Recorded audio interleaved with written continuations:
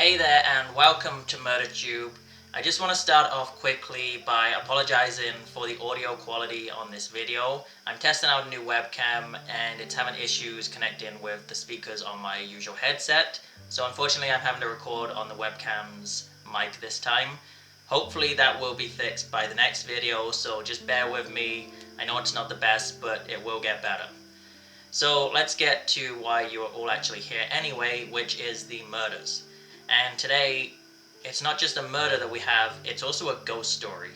This is a case where a guy died alone in his house, numerous people witnessed ghostly activity going on in this house, and a few people actually even witnessed ghosts themselves in this house. It got to the point that no one wanted to live there anymore. So, our victim in this story is a man by the name of Phillip Peters. Phillip spent most of his life working in the railroad industry. He was pretty well liked, he did pretty well for himself, and he was married to the love of his life. Phillip and his wife were actually the ones that bought this home, and it was located at 3335 West Moncrief Place in Denver, Colorado. This is where Phillip and his wife would actually spend most of their life. So that brings us to October 17th, 1941. By this point, Phillip is 73 years old, and he's walking with a cane. His wife actually just broke her hip recently, so she was spending some time in the hospital, and Phillip was living in the house by himself.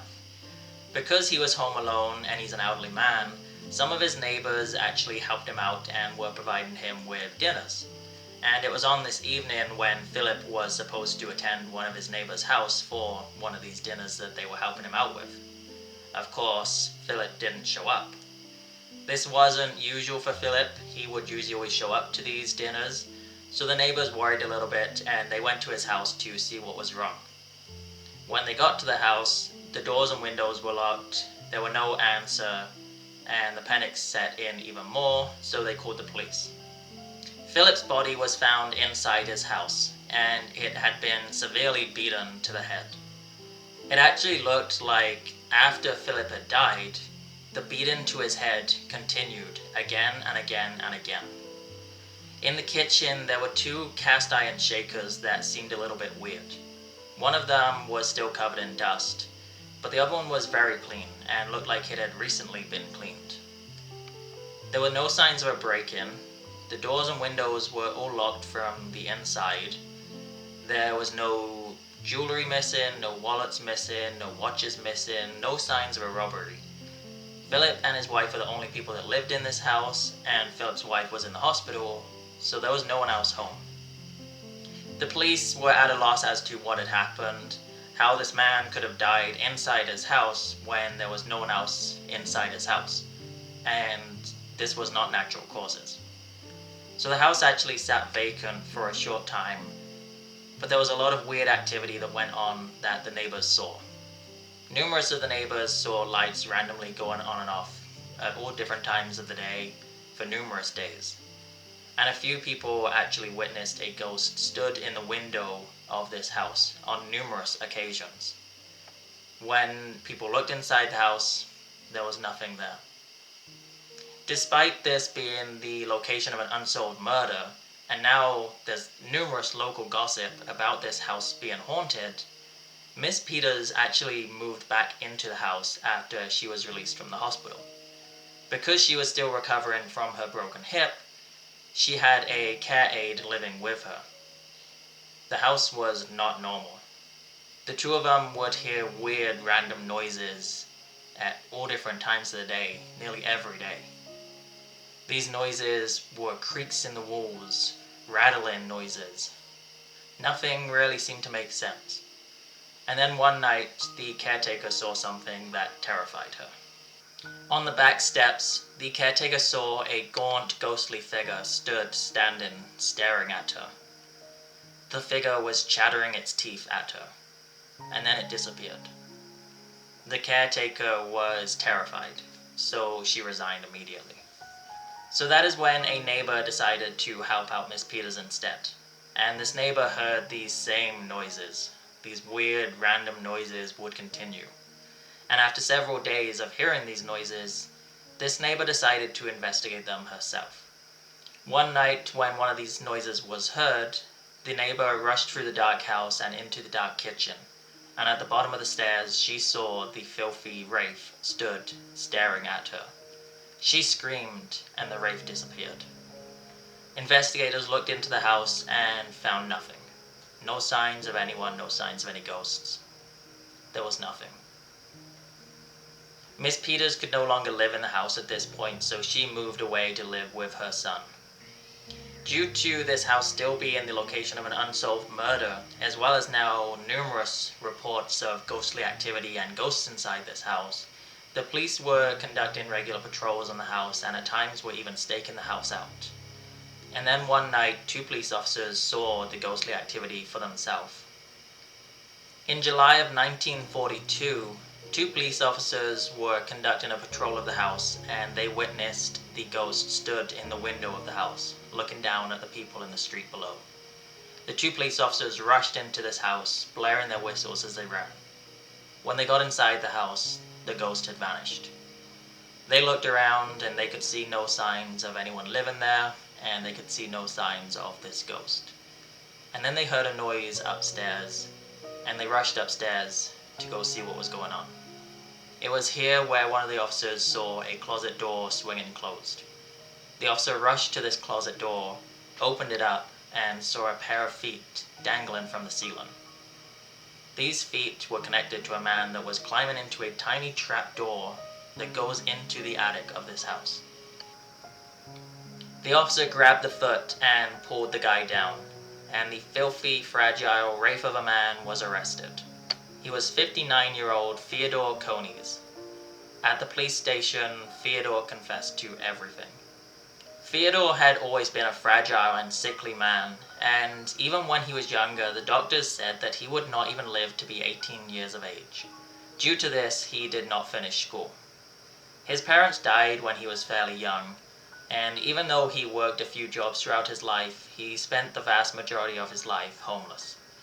Theodore would live in the shadows, in the dark alleyways, and under bridges. But Theodore also did like living alone, as he resented the way that people would treat him and talk about him due to his fragile, sickly nature. Theodore and the Peters actually knew each other from a long time ago, and they were actually old acquaintances. The Peters were maybe one of the only people that were ever kind to Theodore throughout his life. They always had time to stop and talk to him when they bumped into him, and at least on one occasion, the Peters even invited Theodore to have dinner with them. It was because of this why Theodore actually went to the Peters' house. So in September of 1941, Theodore went to the Peters' house with the intention of asking Philip for a handout. Philip was one of the few people that was ever kind to Theodore, so he was going to go there to ask for money or food. When he got to the house, he found it unlocked, so he did what everyone does to their acquaintance's house, and he broke in.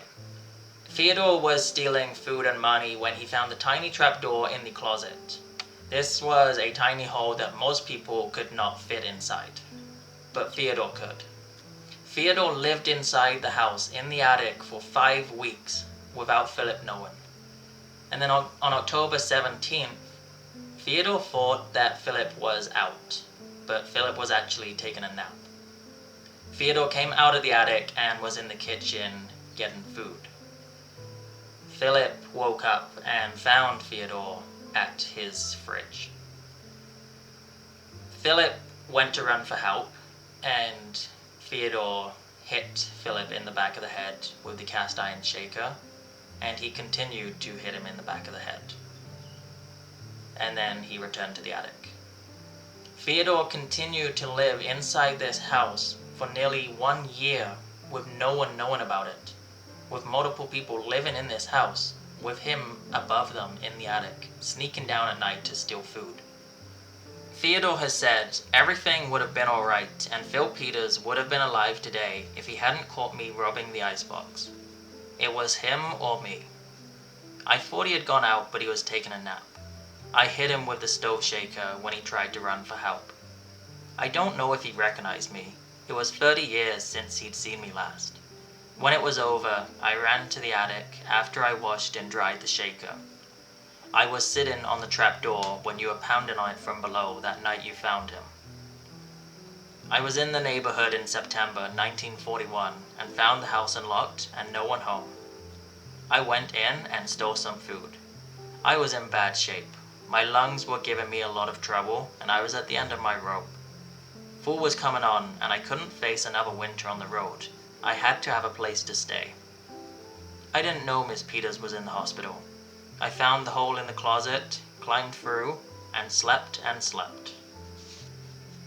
Whenever I heard him downstairs, I kept real still. Then I got bolder and used to shadow him from room to room. It was sort of a game. It gave me a thrill. It was the first time in my life I'd ever had anyone at my mercy, but I didn't want to hurt him. It was miserable hot in the summer and my feet froze in the dead of winter in that attic, but it was all part of the price I was willing to pay. I can't tell you why I stuck it out. I guess it was mostly because it was a world of my own.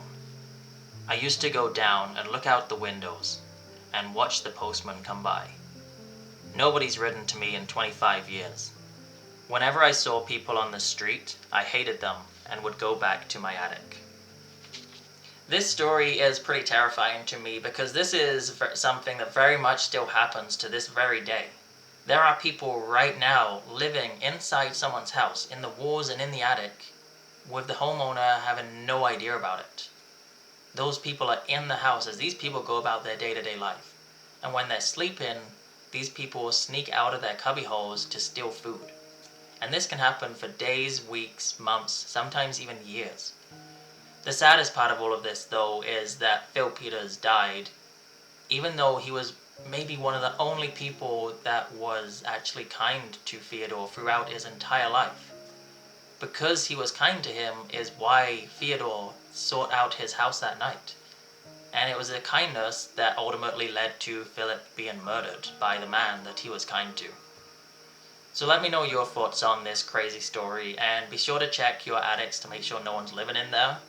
I know it's a little bit of a joke, but there very likely could be someone in someone's attic right now, so make sure you check. But let me know your thoughts in the comments below. Like the video if you liked it, dislike if you didn't, and let me know why. And be sure to like and subscribe, and make sure you guys stay safe out there because it is a very crazy, dangerous world.